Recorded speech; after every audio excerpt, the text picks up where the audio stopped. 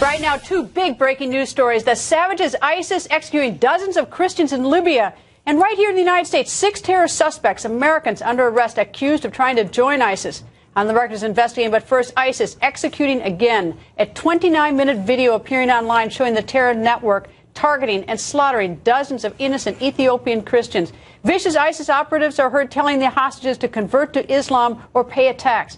Now, this is the second time ISIS is staging a videotaped mass execution of Christians in Libya. The burning question, is President Obama doing enough to try to stop this despicable terror network from growing and killing these innocents? Senator John McCain joins us. Good evening, sir. Good evening. How much more is the world going to tolerate these videos of all these people being executed by ISIS? I think the question is not the world, but the president. How long are we going to watch these things happen? For example, it's in Libya now. We had won in Libya without the loss of a single American soldier. We killed Qaddafi, and we walked away. Suppose after World War II, Greta, after we defeated the Germans, everybody just walked away. You know what Europe would have looked like. So we just walked away. We didn't help them with the arms. We didn't help them to build a free society. We didn't help them in any way. We just walked away. Are you saying the blood of these, essentially the blood is on the president's hands? I think it is on a president's policy. I think it's very clear.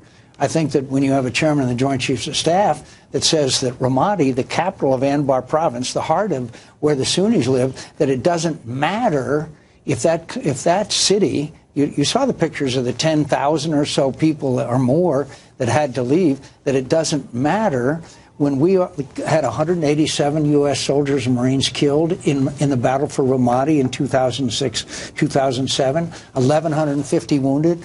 Michael Mansour, the Congressional Medal of Honor winner, was killed in Ramadi, taking care to save the lives of his friends. And the chairman of the Joint Chiefs of Staff says it doesn't matter. It's not part of the caliphate. What the hell was he talking about when he said it's not part of the caliphate? Why did he say that? Symbolic. Why did he say that? I've been trying to figure it out for a long time. I think he does what pleases the president.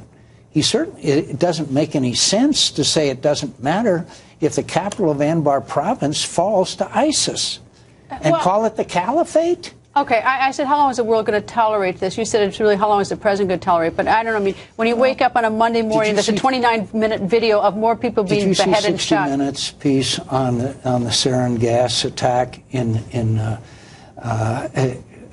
Aleppo, I believe it was, in Syria? I think it was Aleppo.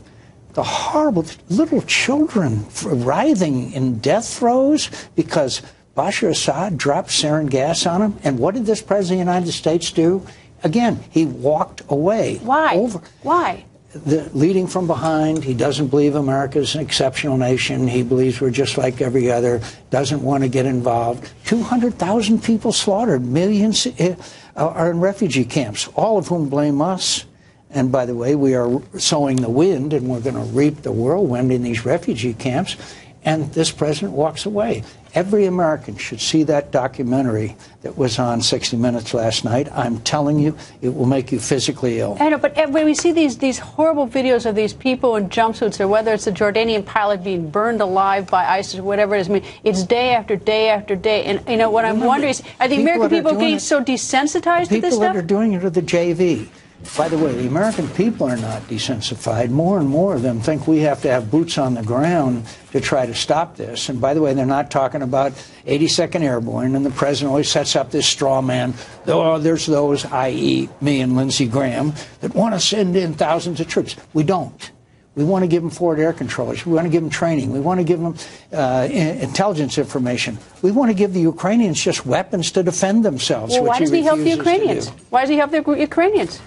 I mean, that is really one of the darkest chapters in our history, failing to give the Ukrainians weapons to defend themselves against Russian tanks while their country is being dismembered.